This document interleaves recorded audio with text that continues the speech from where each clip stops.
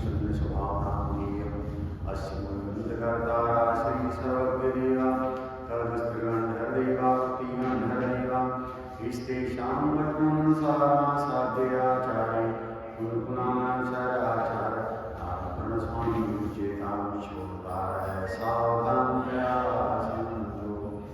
मङ्गलं भगवान् देवो मङ्गलं गोधनोगणि मङ्गलं कुन्दकुन्दाय जय धर्मोऽस्तु मङ्गलं सर्वमङ्गलमङ्गलं सर्वकल्याणकारकं प्रणामं सर्वधर्माणां जैनं जयतो शासनं जैनं जयतो शासनं जैनं जयतो शासनं जिनका परम पावन चरित्र निध समान अपार जिनके गुणों के कथन में गणधर न पार बस वीतराग विज्ञान नहीं जिनके कथन का सार उन सर्वदर्शी सन्मति को वंदना शतबार वंदना शतबार शून्य स्वभाव स्वभावनिधि वही परिमल पर की सत्ता से रही अनुभव जीवनो अनुभव जीवनो। बड़ी वितरागी दीक्षा गुरु धर्म की जय। यह शुद्ध स्वभाव नाम का आध्यात्मिक ग्रंथ है, तारणतरण स्वामी द्वारा रचित, जो समस्त जगत के जीवों को अपने शून्य स्वभाव को जानने का उपदेश दे रहे हैं। हमने अनादि से पर को अपना माना है, अपना जाना है, पर रूप अनुभव किया है, किंतु आज तक हमने अपने आप को आप रूप न माना, न जाना और न अनुभव किया। इस महान ग्रंथ के माध्यम से आचार्य देव हमें अपनी शून्य स्वभाव की श्रद्धा ज्ञान प्रतीति का उपदेश दे रहे हैं। कहां से आकर के उपदेश दे रहे हैं? ये आचार्य देव, कुंदकुंद आचार्य देव, अमृतचंद्र आचार्य देव, तारण स्वामी, ये कहां से आकर के उपदेश देते हैं? अपने निज गंगा में डुबकी लगाकर उपदेश बहुत दे रहे हैं। बढ़िया, बहुत बढ़िया। ये वन जंगल से नहीं आते, गिरी कोटि गुफाओं में से नहीं आते, ये मंदिर चैत्यालयों में से नहीं आते, ये शुद्धोपयोग रूपी शिखर से उतर करके आते हैं। कहां से उतर करके आते हैं? शुद्धोपयोग रूपी शिखर पर आरूढ़ थे। अप्रमत्त दशा में रहने वाले, शुद्धोपयोग में रहने वाले, लेकिन संजलन कषाय के तीव्र उदय में उस शुद्धोपयोग रूपी शिखर से उतरना हो गया और कहां आ गए? प्रमत्त दशा में आ गए। कहां आ गए? प्रमत्त दशा में छठे गुण स्थान में आ गए। तो आप और हम कहां से आए हैं? आप और हम कहां से आए हैं? आप कहोगे हम पिड़ावा से आए हैं, भाई नहीं। आप कहोगे हम सागर के अपने घरों से आए हैं, नहीं हैं। सागर में तो बहुत लोग हैं, वो क्यों नहीं आए? अरे आप और हम अशुभोपयोग की खाई को पार करके आए। कौन सी घाटी इसको चढ़े हैं? अशुभोपयोग की जो घाटी है, अशुभोपयोग की जो खाई है उससे चढ़ करके आए हैं, उसे पार करके आए हैं। और ये आचार शुद्धोपयोग रूपी शिखर से उतर करके आए हैं। और जहां दोनों का मिलन हो रहा है, जहां दोनों का मिलन हो रहा है, वहां देशना लब्धि में हमें इस शून्य स्वभावी आत्मा का उपदेश मिल रहा है। जहां दोनों का मिलन हो रहा है, वहां देशना लब्धि में हमें इस शून्य स्वभाव को जानने का उपदेश मिल रहा है। कारण क्या है, हेतु क्या है कि उन्होंने अभी अभी अंतर से इस शून्य स्वभाव का आनंद लिया है, परिणति में आनंद वर्त रहा था, लेकिन शुभोपयोग की दशा में उस आनंद से च्युत हुए तो अभी खुमारी चढ़ी हुई है। क्या चढ़ी हुई है? अप्रमत्त दशा की खुमारी चढ़ी हुई है। उस अप्रमत्त दशा में जो भगवान आत्मा अनुभूति में वेदन में आ रहा था, उसकी खुमारी चढ़ने के कारण से वाणी में भी वो आत्मा आ रहा है और हमें उस आत्मा का वो उपदेश दे रहे हैं। उपदेश देते हुए सिद्ध कर रहे हैं कि त्रिकालवर्ती जीव भगवान आत्मा है। त्रिकालवर्ती जीव कैसे हैं? भगवान आत्मा है। भगवान बनना नहीं है, बने बनाए भगवान है। बने बनाए भगवान है। जो बना बनाया भगवान है, बस उसको देखने की आवश्यकता है, उसका अवलोकन करने की आवश्यकता है। और जो पर्याय उसका अवलोकन कर लेती है, वो पर्याय निहाल हो जाती है। तो यहाँ इस महान ग्रंथ के माध्यम से, शून्य स्वभाव नाम का ग्रंथ है, और इस महान ग्रंथ के माध्यम से आज से लगभग 500 साल पहले ये तारण स्वामी हमें उपदेश दे रहे हैं। गुरु है ना, गुरु किसको कहते हैं? किसका नाम गुरु है? जो उपदेश का पालन करे, शिष्यों को उपदेश देते हैं। अच्छा, ये आपने केवल सामान्य अर्थ बताया है कि अपने शिष्यों को जो उपदेश दे, पर वास्तव में गुरु, गुरु शब्द एक है। और इसमें वर्ण कितने हैं? गुरु शब्द एक है, इसमें वर्ण कितने हैं? जो हिंदी पढ़ते हैं, हिंदी पढ़े हुए उनको ख्याल में होगा कि गुरु शब्द में 4 वर्ण हैं। कितने वर्ण हैं?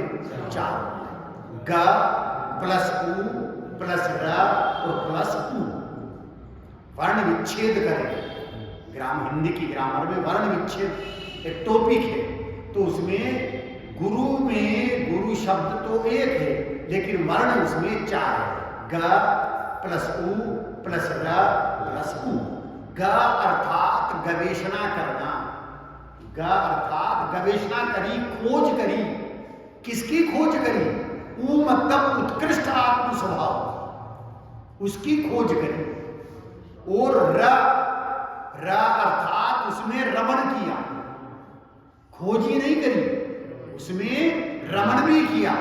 और जब उपयोग बाहर आ गया तो उपदेश भी उसी का दिया। उपदेश भी उसी का है। ग अर्थात गवेषणा करी, खोज करी। उ अर्थात उत्कृष्ट आत्म स्वभाव। र अर्थात उसमें रमण किया।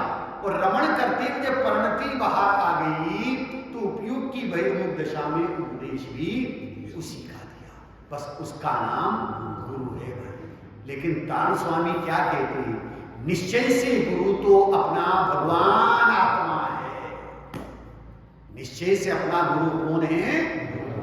क्या अपना भगवान आत्मा निश्चय से गुरु है भैया।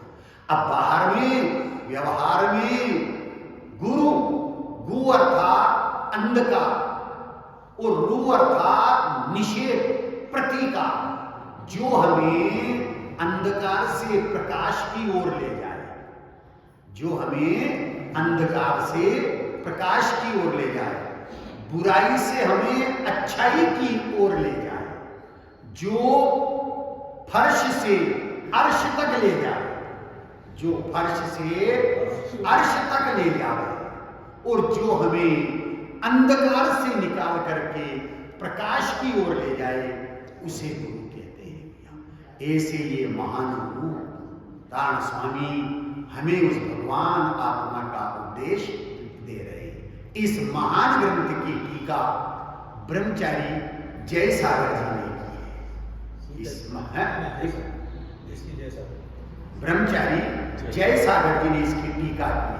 पंडित चंपालाल जी हुए, उन्होंने भी इसकी टीका की।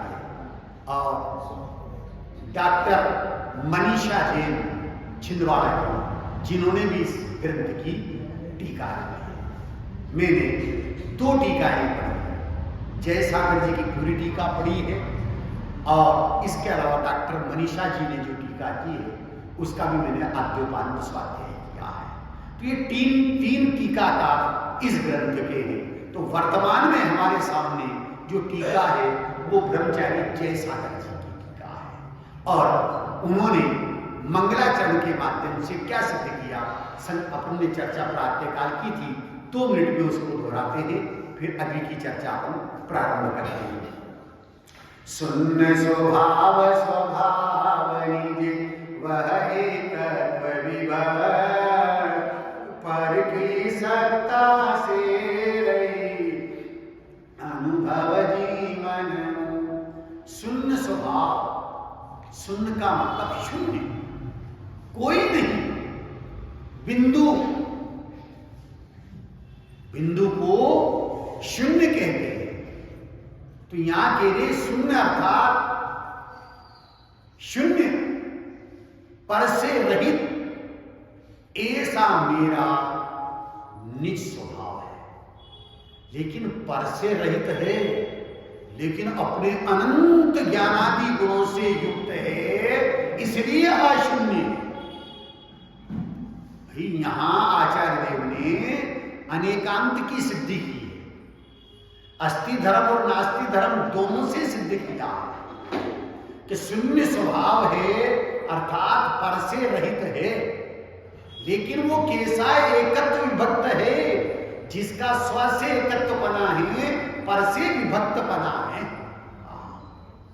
ऐसा मेरा जो स्वभाव है वो पर से तो शून्य है, लेकिन अपने अनंत ज्ञानादि गुणों से वो सहित परिपूर्ण है, इसलिए अशून्य है। अशून्य है, पर से शून्य है नास्ति का कथन, और अपने से परिपूर्ण है ये अस्थि का कथन है। ऐसे पर की नास्ति और स्व की अस्थि, ऐसे आत्म स्वभाव का जो अनुभव करता है वह जीवन मुक्त हो जाता है। कैसा हो जाता है? जीवन मुक्त, अर्थात वह पुनः दोबारा संसार में लौट करके नहीं आता है। एक बार जिसने मुक्ति को प्राप्त कर लिया, फिर वो संसार में दोबारा लौट करके नहीं आता है। तो मुक्ति को कौन प्राप्त करता है? कि जिसका स्व से एकत्व बना है, पर से विभक्त बना है, पर की सत्ता से रहित है, स्व की सत्ता से सहित है, ऐसे आत्म स्वभाव का जो अनुभव करता है वो जीवन मुक्त हो जाता है, वो मुक्ति को प्राप्त कर लेता है। देखो पहला ही सूत्र इसका है, सिद्धि विशेष स्वयं च स्वभाव, सिद्धि विशेष स्वयं च स्वभाव। आत्मोपलब्धि, क्या शब्द काम में लिया आचार्य देव ने? आत्मोपलब्धि। ये आत्मोपलब्धि कहां से होवे और किसको होवे? आत्मोपलब्धि किसको होगी? आत्मा से ही होगी। और किसको होगी? जो अपने आप को आत्मा स्वीकार करे उसको होगी। आत्मा की उपलब्धि, मैं आत्मा ही हूं, अब इसकी उपलब्धि पर्याय में करना है, पर्याय में इसकी उपलब्धि हो, पर्याय में इसकी प्राप्ति हो। इसके लिए आचार्य देव कहते हैं कि आत्मोपलब्धि के लिए, आत्मानुभव के लिए मैं आत्मा हूं, आत्मा हूं, आत्मा हूं, यह धारणा में निरंतर आना चाहिए। ध्यान से सुनना। मति ज्ञान के 4 भेद किए, अवग्रह, ईवा, आवाय और धारणा। तो जो धारणा भेद है वो क्या सिद्ध करता है कि आत्मोपलब्धि के लिए, आत्मानुभव के लिए मैं आत्मा हूं, आत्मा हूं, आत्मा हूं, यह धारणा में निरंतर आना चाहिए, उसको आत्मोपलब्धि होगी। तो मैं कौन हूं कि मैं ज्ञायक हूं, ज्ञायक हूं, ज्ञायक हूं, ऐसी दृष्टि दृढ़ होना चाहिए। पंडित जी, धारणा में आना चाहिए, अनुभूति में आना चाहिए, अंदर से वेदन में आना चाहिए? बहुत बढ़िया, बहुत बढ़िया। पहले धारणा ज्ञान में आता है। धारणा ज्ञान किसको कहते हैं? मति ज्ञान का चौथा भेद है धारणा, कि कालांतर में भी विस्मरण ना हो, ऐसे संस्कार के जनक रूप परिणाम को, ऐसे संस्कार को, भाव को धारणा ज्ञान कहते हैं। जब धारणा में आ गया है, धारणा ज्ञान में निरंतर ये चल रहा है कि मैं आत्मा हूं, मैं आत्मा हूं, मैं आत्मा हूं, ये तो विकल्पात्मक है। पंडित टोडरमल जी ने रहस्यपूर्ण चिट्ठी में कहा है सविकल्प से निर्विकल्प दशा। लेकिन सविकल्प से निर्विकल्प दशा नहीं होती, सविकल्प दशा छूट करके, विकल्प का अभाव होकर के निर्विकल्प दशा हो जाती है। बस उसका नाम आत्मोपलब्धि है, उसका नाम जो है अनुभूति है। तो अनुभूति जो होती है, आत्मोपलब्धि जो होती है, अनुभवन जो होता है, स्वसंवेदन जो होता है, उसके पहले विकल्पात्मक रूप परिणाम चलते हैं। मैं ज्ञानानंद स्वभावी हूं, ऐसा चलता है।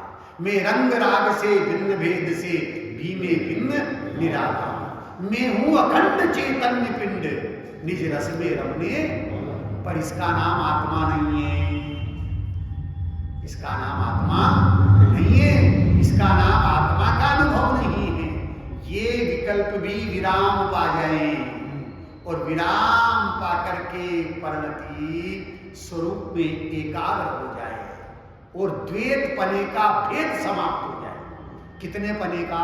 द्वैत पने का, दो पने का। दो कौन? का पर्याय और ध्रुव स्वभाव। पर्याय और ध्रुव स्वभाव का पर्याय अपने ध्रुव स्वभाव को नमन करती है, अर्थात स्वीकार करती है। अब उसको स्वीकार करती है अर्थात उसके प्रति समर्पित हो जाती है और ऐसी समर्पित होती है कि पर्याय को पर्याय का ख्याल नहीं रहता। क्या बात है! वो पर्याय क्या कहती है? आई एम ध्रुव, मैं ध्रुव हूं, मैं ज्ञायक हूं। वो पर्याय ऐसा कहते हैं। आदरणीय बाबूजी जुगल जी साहब कोटा वाले, उनकी एक जिनवानी है चैतन्य की चहल पहल, उसमें ऐसा आया है कि सम्यक दर्शन की जो निर्मल पर्याय है, उस सम्यक दर्शन की निर्मल पर्याय ने अपने स्वयं के लिए जगह नहीं रखी। उसने अपने स्वयं के लिए जगह नहीं रखी। उसके रोम रोम में, उसके कण कण में, उसके जर्रे जर्रे में ध्रुव समाया है। कौन समा गया उसके रोम रोम में? ध्रुव समा गया है। तो वो पर्याय क्या कहती है अपने आप को? मैं ध्रुव, मैं ध्रुव। वो ध्रुव हो गई है। अरे वो तो पर्याय तो एक समय की है, लेकिन उसने अवलंबन ध्रुव का लिया और ध्रुव में एकाग्र होने के कारण से अब वो क्या कहती है कि मैं ध्रुव, मैं पर्याय नहीं। वो अपनी प्रसिद्धि नहीं करती, ध्रुव स्वभाव की प्रसिद्धि करती है। पद्म पुराण में ऐसा आता है कि सीता जी का हरण हो गया। रावण हरण करके, अपहरण करके जो है लंका में ले गया। अशोक वाटिका में वो बैठी हुई है और वो चिंता कर रही है। किसकी? किसकी? राम की। बहुत बढ़िया। ये अपनी चिंता नहीं कर रही, अपहरण सीता का हुआ है कि राम का हुआ है? तो फिर चिंता अपनी करना चाहिए कि राम की करना चाहिए? है क्या बात है, मेरे बिना राम की क्या हालत हो रही है? इसको मन में बसाया है। ये बात सीता जी के मन में राम, तन में राम, वाणी में राम, अरे रोम रोम में राम समाये हुए थे, इसलिए वो राम का चिंतन करती है, राम की चिंता करती है, अपनी चिंता नहीं करती। ऐसे ही जिस पर्याय ने अपने आप को त्रिकाली ध्रुव भगवान आत्मा के प्रति समर्पित कर दिया है, वो पर्याय अब ये नहीं कहती कि मैं पर्याय, वो क्या कहती है कि मैं ध्रुव। क्योंकि द्वैतपना मिट गया है ना, अद्वैतपना हो गया है, पर्याय और ध्रुव का एक पना हो गया है। इसके कारण से वो पर्याय ये कहती है मैं ध्रुव हूं। बस इसका नाम स्वानुभव है, इसका नाम आत्मा की उपलब्धि है। तो ऐसी आत्मा की उपलब्धि, यह सिद्धि विशेष और स्वयं आत्मा को अपना स्वभाव प्राप्त हो, या यह सिद्धि विशेष, क्या कह रही, सिद्धि विशेष आत्मा की उपलब्धि। विशेष क्यों कहा कि पर्याय में हुई उपलब्धि, इसलिए विशेष कहा है, अन्यथा सामान्य तो त्रिकाली ध्रुव स्वभाव है। ध्रुव ध्रुव को नहीं जानता, नित्य नित्य को नहीं जानता, द्रव्य द्रव्य को नहीं जानता, गुण गुण को नहीं जानता, दोनों नित्य हैं। उन नित्य को जानने वाली कौन है? अनित्य पर्याय। उन दोनों को जानने वाली कौन है? अनित्य पर्याय। क्यों कि उपलब्धि होती है, प्राप्ति होती है, वो पर्याय में होती है, पर किसकी होती है? प्राप्त की प्राप्ति होती है। किसकी होती है? प्राप्त की प्राप्ति होती है, प्राप्त नहीं है। राकेश भाई, मैं आपसे कहूं भैया, राकेश भैया, हमें आप 1 करोड़ रुपया दे दो, क्या कहूं मैं आपसे? 1 करोड़ रुपया दे दो, आप क्या कहोगे? पंडित जी क्यों मजाक बनाते हो? हैं, मेरे पास लाख रुपये ही नहीं है तो मैं करोड़ कैसे दे दूं? अरे प्राप्त हो तो दे सकते हैं, ऐसे ही अंतर में प्राप्त हो तो पर्याय में प्राप्ति होवे। जिन शासन जैन धर्म किसका नाम है?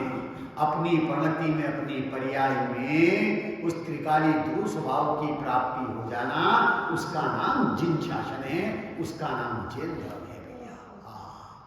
त्रिकालिक सामर्थ्य में से वर्तमान सामर्थ्य आती है, ध्रुव में से उत्पाद होता है, द्रव्य में से पर्याय आती है, कारण के अनुसार कार्य होता है, शक्ति की ही अभिव्यक्ति होती है, प्राप्ति की ही प्राप्ति होती है।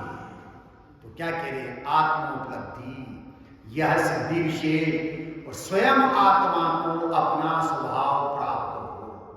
क्या कह रहे हैं? स्वयं आत्मा को, आत्मा की प्राप्ति हो, आत्मा को आत्मा की प्राप्ति हो। तो 2 आत्मा कैसा कि एक सामान्य आत्मा और एक विशेष आत्मा। सामान्य आत्मा त्रिकाली ध्रुव और विशेष आत्मा पर्याय।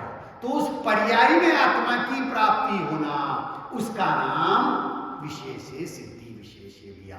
तो यहां इस पहले सूत्र के माध्यम से क्या सिद्ध कर रहे हैं? देखो आपके पास भी ये है, देखिए पहला सूत्र, सिद्धि संपातम विशेष शून्य स्वभाव, सिद्धि संपातम विशेष शून्य स्वभाव। क्या कह रहे हैं? तो शुद्ध पर्याय प्रकट करने के लिए आश्रयभूत शून्य स्वभाव है। क्या प्रकट करने के लिए? शुद्ध पर्याय प्रकट करने के लिए। अब शुद्ध पर्याय सम्यक दर्शन की है, रत्नत्रय की है, मोक्ष मार्ग की है, केवल ज्ञान की है और सिद्ध दशा की है। ये सब शुद्ध पर्याय है। कौन कौन सी शुद्ध पर्याय? सम्यक दर्शन की शुद्ध पर्याय, रत्नत्रय की शुद्ध पर्याय, मोक्ष मार्ग की शुद्ध पर्याय, केवल ज्ञान की शुद्ध पर्याय और सिद्ध दशा भी। इनको प्रकट करने के लिए पर्याय में से पर्याय नहीं आती, पर्याय में से पर्याय नहीं आती है। त्रैकालिक सामर्थ्य में से वर्तमान सामर्थ्य आती है। क्या कह रहे हैं? त्रैकालिक सामर्थ्य में से ऐसी शक्ति है ना अंदर में, तो उसकी अभिव्यक्ति होगी। तो शुद्ध पर्याय कहां से आती है? कि शुद्ध स्वभाव का आश्रय लेने पर शुद्ध पर्याय प्रकट होती है। शुद्ध स्वभाव का आश्रय लिया है तो उसके आश्रय से जो है शुद्ध पर्याय, निर्मल पर्याय प्रकट होती है। स्वभाव शुद्ध है, कारण शुद्ध है, तो कार्य भी शुद्ध ही होगा। ये सिद्ध कर रहे हैं इस सूत्र के माध्यम से। शुद्ध पर्याय प्रकट करना है ना, केवल ज्ञान प्रकट करना है, सिद्ध दशा प्रकट करना है, तो भैया पहले कारण सही मिलाओ। कारण तो मिलाएं राग का, और कार्य चाहे वीतरागता का। तीन काल में संभव नहीं होगा, है विपरीत कारण है। टोडरमल जी ने 3 विपरीतताओं की चर्चा करी है। कारण विपरीतता, भेदाभेद विपरीतता और स्वरूप विपरीतता। 3 प्रकार की चौथे अधिकार है। कारण विपरीतता, स्वरूप विपरीतता, भेदाभेद विपरीतता। 3 और 7वें अधिकार में उन्होंने मंगलाचरण में 4 प्रकार की विपरीतताओं की चर्चा करी। दृष्टि की विपरीतता, अभिप्राय की विपरीतता, ज्ञान की विपरीतता और क्रिया की विपरीतता। कारण राग का देने और कार्य वीतरागता का चाहे 3 काल में संभव नहीं है। वीतरागता रूप कार्य के लिए कारण भी वीतराग ही होना चाहिए। तो यहाँ क्या कह रहे हैं? शुद्ध पर्याय प्रकट करने के लिए आश्रयभूत शून्य स्वभाव। शून्य स्वभाव मतलब शुद्ध स्वभाव। कैसा है? शुद्ध स्वभाव है।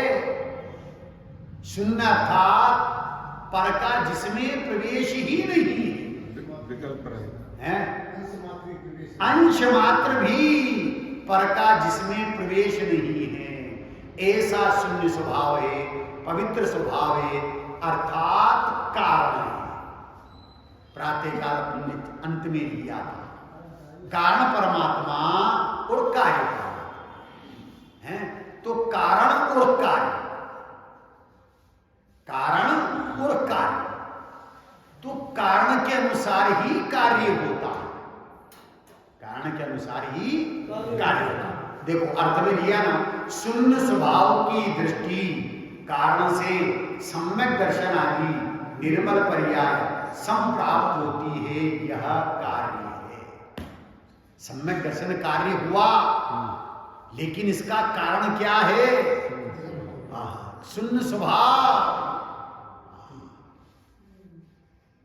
पंच परमेष्ठी बाही में है, अरहंत सिद्धाचार उपाध्याय सर्व साधु।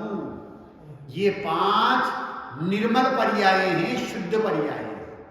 कैसी पर्याय हैं? 5 निर्मल शुद्ध पर्याय।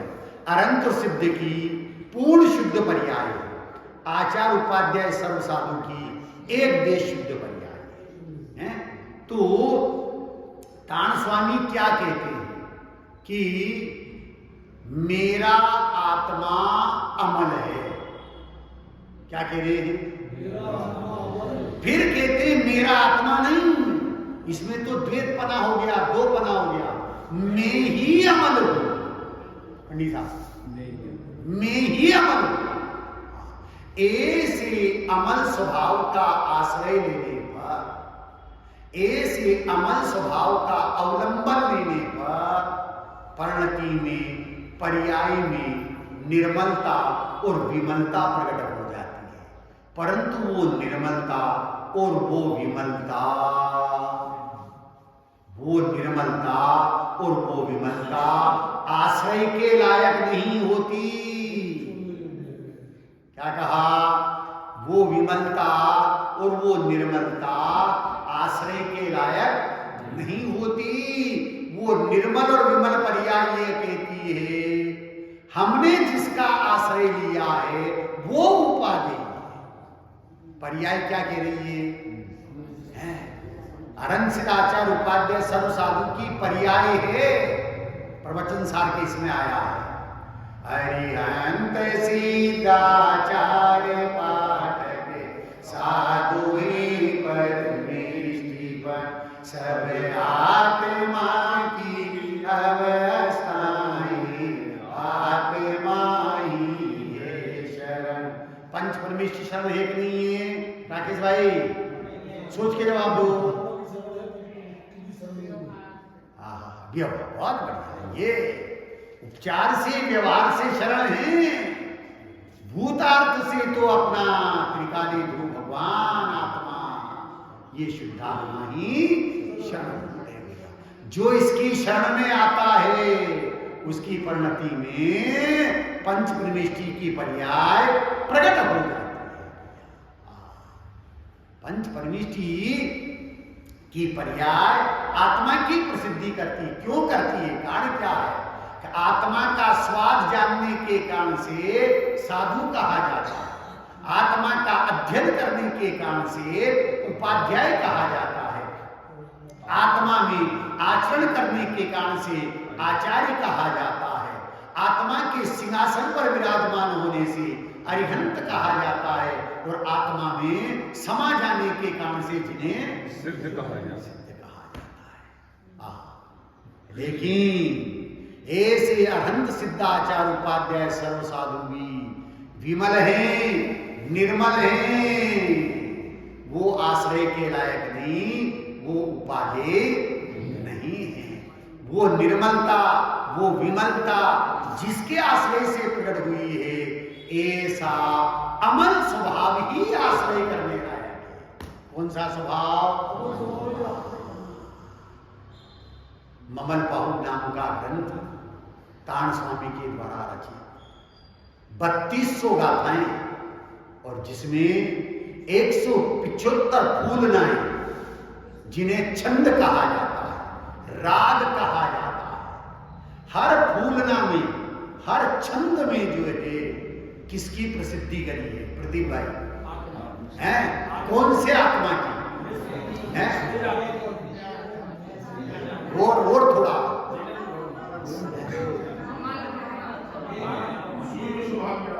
ममल पाहुड है ना, है उस अमल स्वभावी आत्मा की, उस सिद्ध स्वभावी आत्मा की प्रसिद्धि है हर फूल नाम। हाँ, जिसका अपर नाम क्या है? जिसका भाई की बनी। बहुत बढ़िया। आज से 3 साल पहले स्वाध्याय किया हमने उसका आद्योपांत। सच बताना नहीं, यहाँ जितने बैठे हुए हैं हाथ खड़े करना, किसने ममल पाहुड का जो है आद्योपांत स्वाध्याय किया है? आद्योपांत स्वाध्याय किसने किया है? हाथ खड़े करो। एक, बहुत बढ़िया, बहुत बढ़िया। 2 है भाइयों में से। मैं परीक्षा नहीं ले रहा हूं आपको, मैं परीक्षा नहीं ले रहा हूं। मुझे तो उसकी महिमा प्रकट करना है। कितने महान ग्रंथ आचार्य देव ने लिखे हैं। मनोज भाई, गुरुदेव श्री को पहली बार जब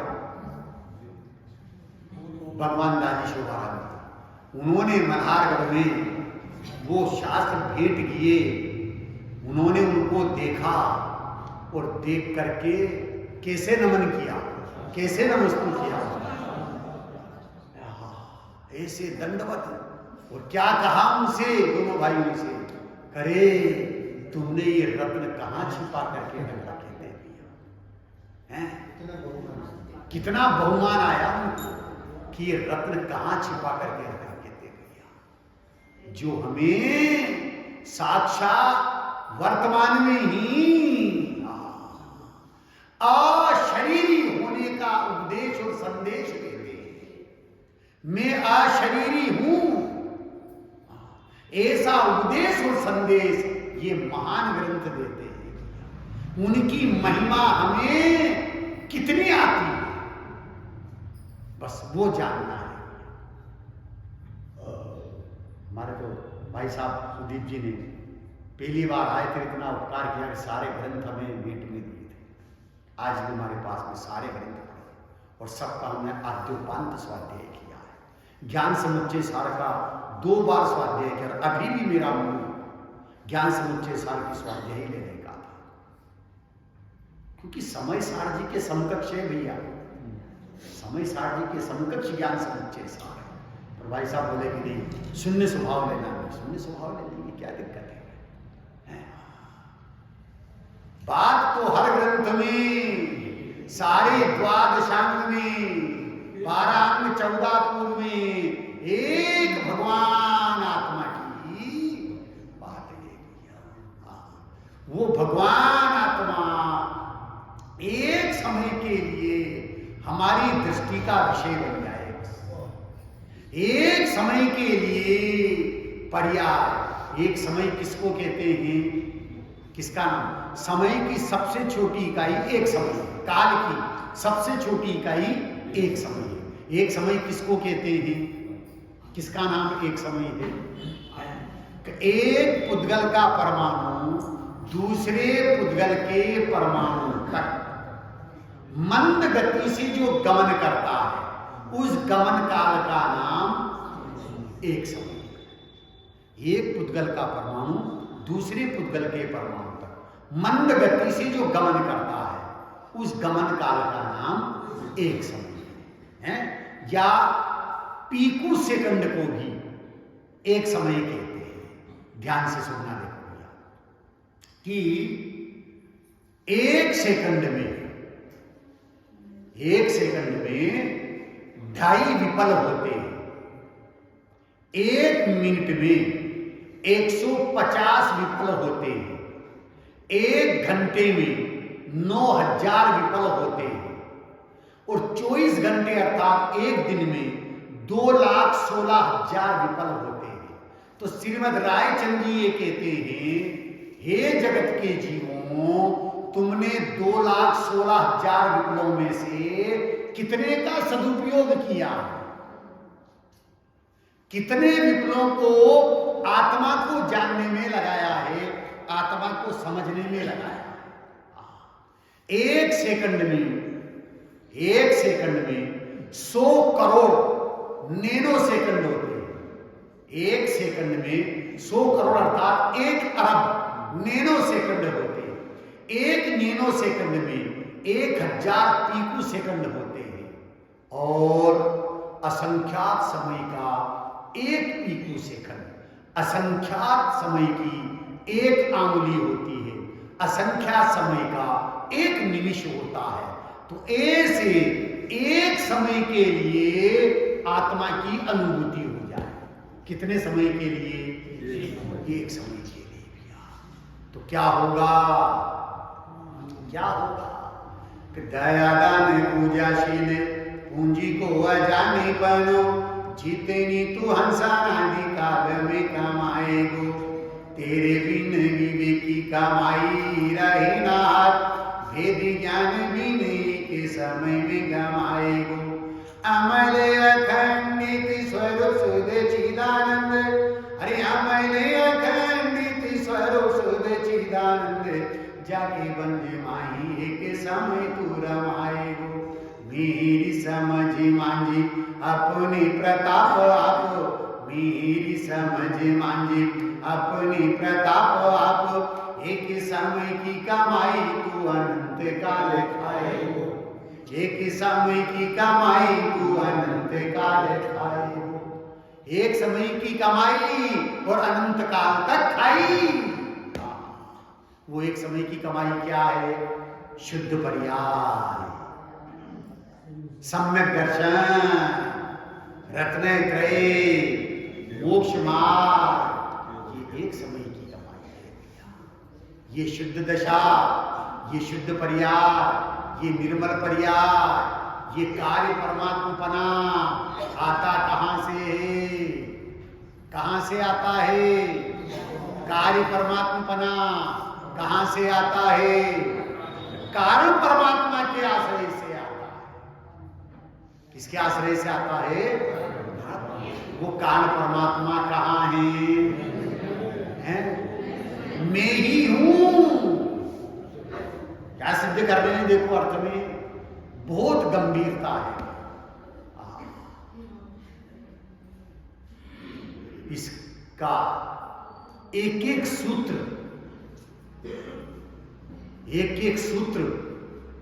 एक एक गाथा सातवें छठे गुणस्थान में झूलते हुए दिगंबर संत महामुनिराज के आत्मानुभव से निकली हुई। सुधीर भैया हैं, इसका एक एक सूत्र, एक एक गाथा सातवें छठे गुणस्थान में झूलते हुए दिगंबर संत महामुनिराजों के आत्मानुभव से निकली हुई है। इसलिए ये हमें आत्मानुभव की प्रेरणा देती है, आत्मोपलब्धि की प्रेरणा देती है कि कारण परमात्मा और कार्य परमात्मा, दो परमात्मा है। मनोज भाई, कितने परमात्मा हैं? कार्य परमात्मा कहां है? बहुत बढ़िया, अनंत और सिद्धि ये कार्य परमात्मा है, सर्वदेश कार्य परमात्मा है, और एक देश कार्य परमात्मा आचार्य उपाध्याय सर्वसाधारण। ये एक देश कार्य परमात्मा, एक देश वीतराग विज्ञानता इनकी पर्याय में प्रकट हो चुकी है। लेकिन अनंत और सिद्ध इनके सर्वदेश वीतराग विज्ञानता पर्याय में प्रकट हो चुकी है। ये कार्य परमात्मा है। लेकिन कार्य परमात्मा आया कहां से? कि कारण परमात्मा से। वो कारण परमात्मा कौन है? त्रिकालवर्ती जीव कारण परमात्मा है। अब ध्यान से सुनना है, टॉपिक ले रहे हैं, ध्यान से सुनना। क्या कह रहे? कि शून्य स्वभाव की दृष्टि कारण से सम्यक दर्शन आदि निर्मल पर्याय संप्राप्त होती है। यह कार्य है, कार्य हुआ है, कारण परमात्मपना प्रकट हुआ है। किसके कारण से? शून्य स्वभाव की दृष्टि करने से, कारण परमात्मा की दृष्टि करने से। तो कारण परमात्मा अनादि अनंत है। कारण परमात्मा कैसा है? कार्य परमात्मा सादी अनंत है, और पर्याय की अपेक्षा सादी शांत है। फिर सुनना ध्यान से। कारण परमात्मा अनादि अनंत है, और कार्य परमात्मा सादी अनंत है। पर्याय की अपेक्षा से सादी शांत है। चार शब्द दिया, ध्यान से सुनना। अनादि अनंत, अनादि शांत, सादी शांत और सादी अनंत। फिर सुनो, अनादि अनंत, अनादि शांत, सादी शांत और सादी अनंत। मैं इन चारों में से कौन हूं? जोर से बोलो। अनादि। बहुत बढ़िया। कारण परमात्मा अनादि अनंत है। आत्मा जिसका ना आदि है ना अंत है।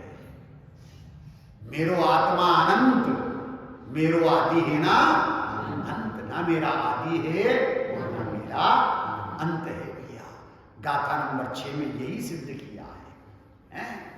जो ऐसे सत्स्वरूपी अनादि अनंत स्वभाव सत्स्वरूपी आत्मा को मानता है, जानता है, वो संत है। कौन है संत? जो सत्स्वरूपी आत्मा को मानता है, जानता है, वो संत है। ज्ञान में जो ऐसे सत्स्वरूपी आत्मा की महिमा करता है, महिमा लाता है, वो महंत है। वो कौन है? वो महंत है। और जो ऐसे महान आत्मा को साधता है, वो महात्मा है। जो ऐसे महान आत्मा को साधता है वो महात्मा है। तो मैं अनादि अनंत हूं, ये कारण परमात्मा कैसा है? अनादि अनंत, मिथ्या राग द्वेष मोह के परिणाम ये अनादि शांत है। कैसे हैं ये? अनादि से हैं और शांत हो जाते हैं, तभी तो मोक्ष मार्ग की पर्याय प्रकट होती है। उपशम सम्यक दर्शन और क्षमिक सम्यक दर्शन ये साधी शांत है। उपशमिक सम्यक और क्षमिक सम्यक ये साधी शांत है। लेकिन क्षयिक सम्यक दर्शन ये साधी अनंत है भैया। तो कारण परमात्मा अनादि अनंत है और कार्य परमात्मा साधी अनंत है, पर्याय की अपेक्षा साधी शांत है।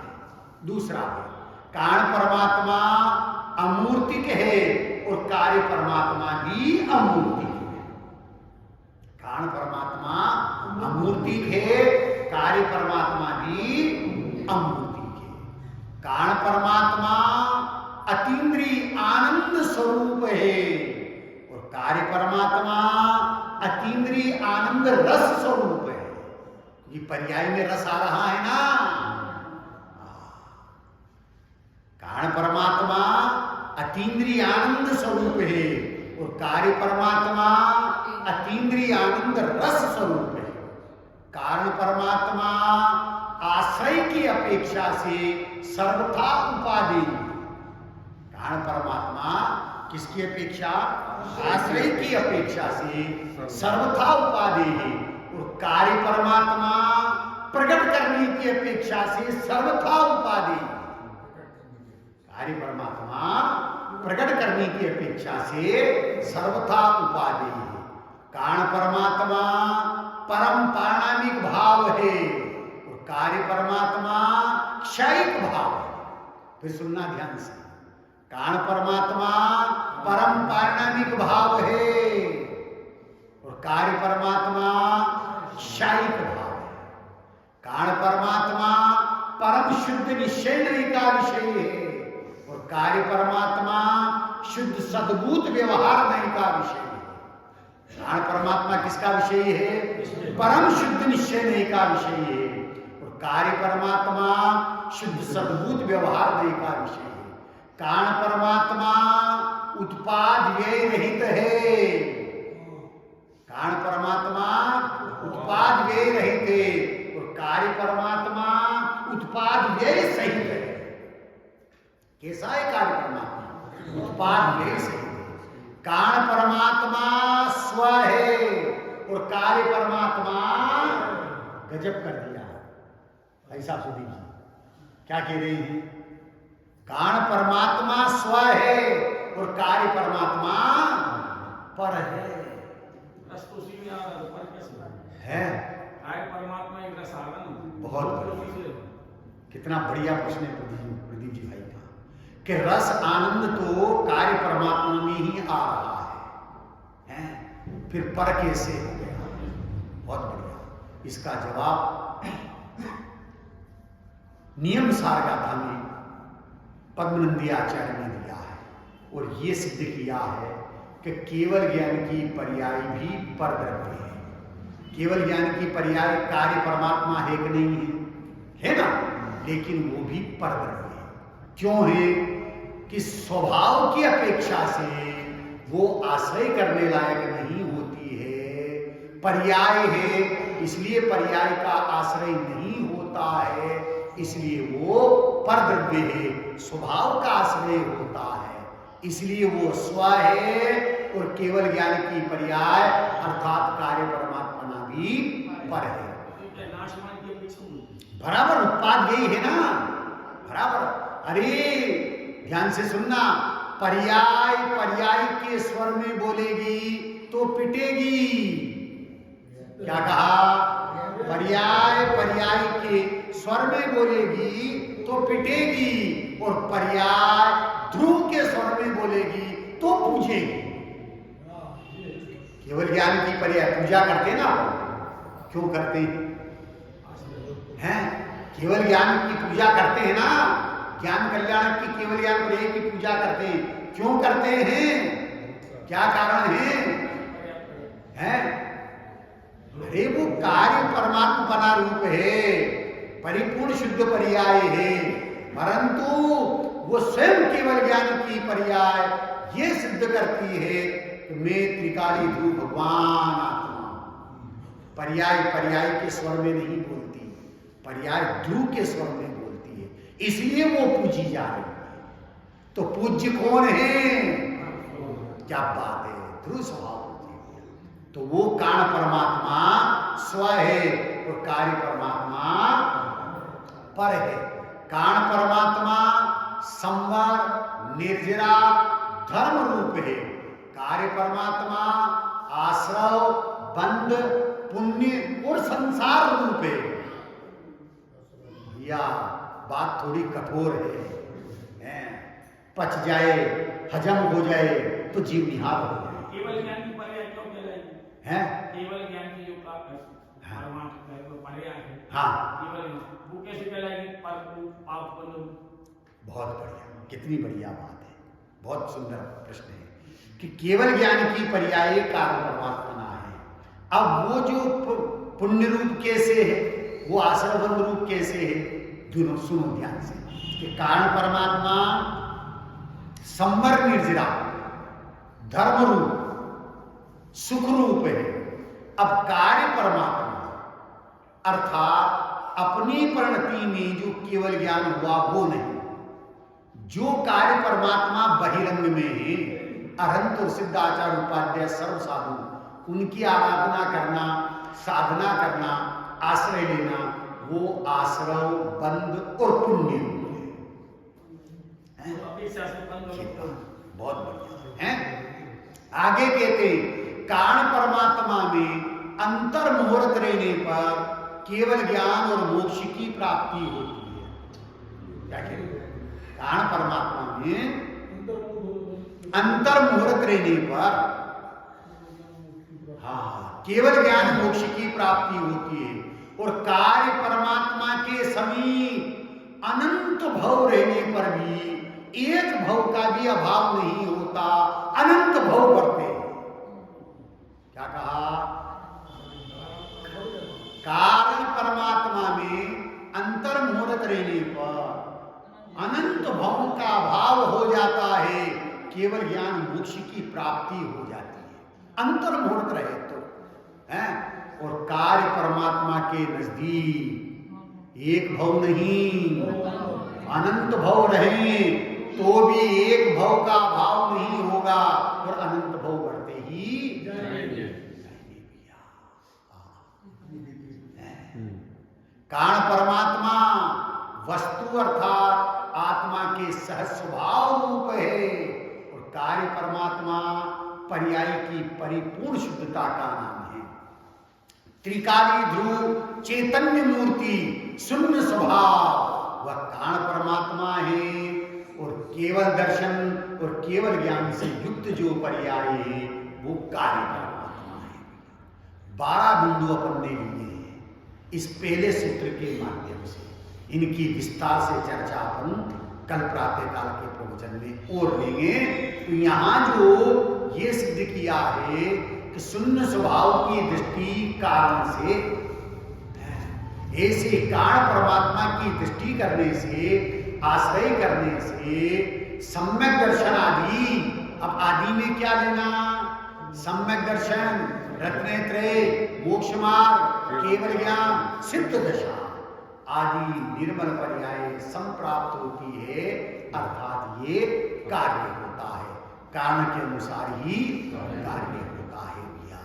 तो कारण त्रिकाली ध्रुव है, तो अब परमात्मा बना जाएगा कहां? ज्ञायक का आश्रय है तो सुख और आनंद जाएगा कहां? 4 शब्द लिए हैं तांड स्वामी जी ने, नंद, आनंद, महानंद और परमानंद।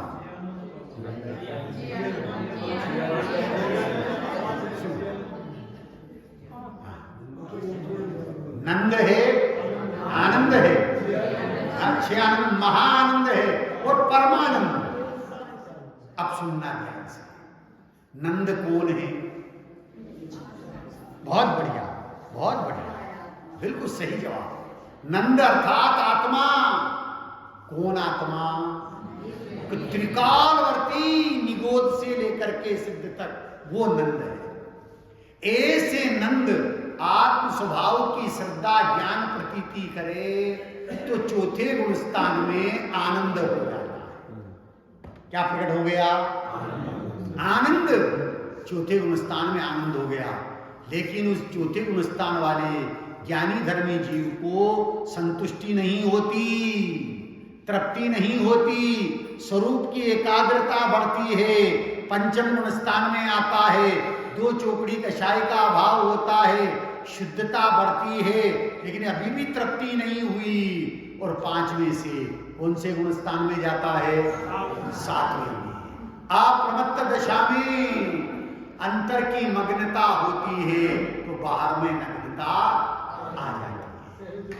सहज रूप में वस्त्र उतारे नहीं जाते, उतर जाते हैं।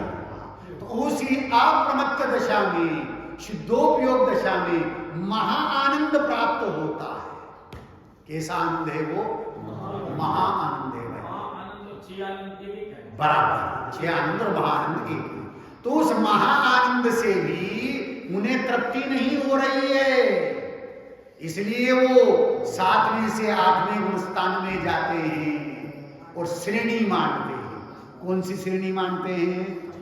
उपशम शपथ। ये बात शपथ श्रेणी मानते हैं। तो आठवें से नवें में, 10वें में और 10वें से 12वें में, 12वें में चले गए, पूर्ण वीतरागता हो गई, वीतरागी हो गए, पर सर्वज्ञ नहीं हुए। सर्वज्ञ 13वें गुण स्थान के पहले समय में प्रवेश करते ही सर्वज्ञ हो गए, परमानंद की प्राप्ति हो गई। 13वें गुण स्थान, 14वें गुण स्थान में और सिद्ध दशा में परमानंद हो गया। अब कोई आनंद बचा है?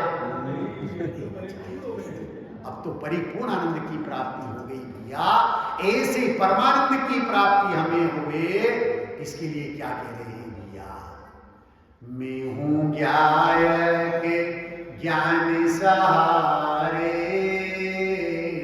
मैं हूं ज्ञायक ज्ञान सहारे, जानन हारा हूं ज्ञायक प्यारे, जानन हारा हूं ज्ञायक प्यारे, मैं हूं ज्ञायक ज्ञान सहारे, मैं हूं ज्ञायक ज्ञान सहारे, जानन हारा हूं ज्ञायक प्यारे, जानन हारा हूं ज्ञायक प्यारे।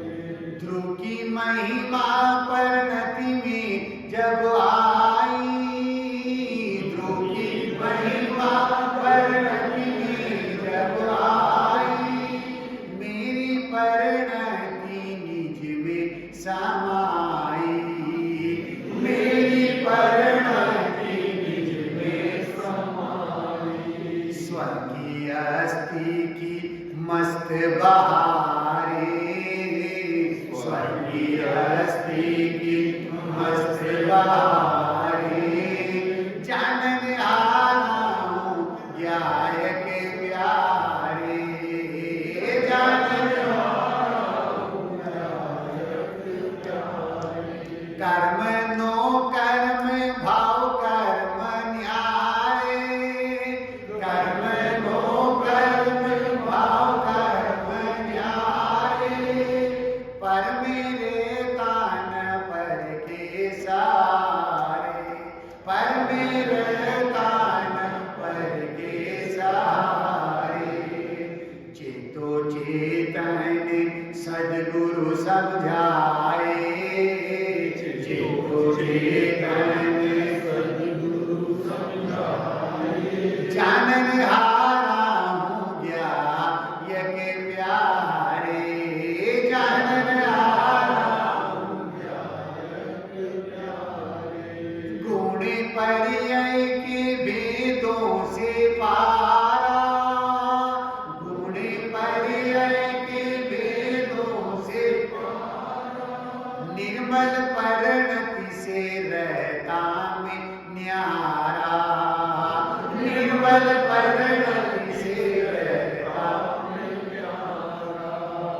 ध्रुव ज्ञायक अचल ब्रह्म प्यारे, ध्रुव ज्ञायक अचल ब्रह्म प्यारे, जानन आराम ज्ञायक प्यारे, जानन आराम ज्ञायक प्यारे।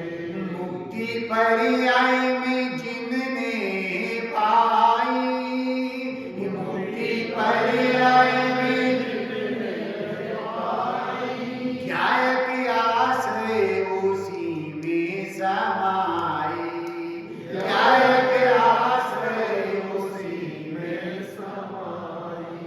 निज ज्ञायक अमल ब्रह्म प्यारे,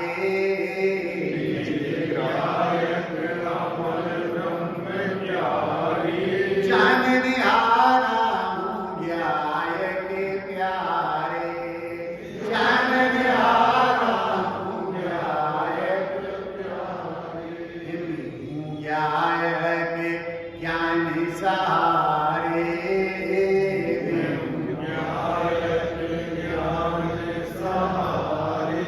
जानन आराम ज्ञायक प्यारे,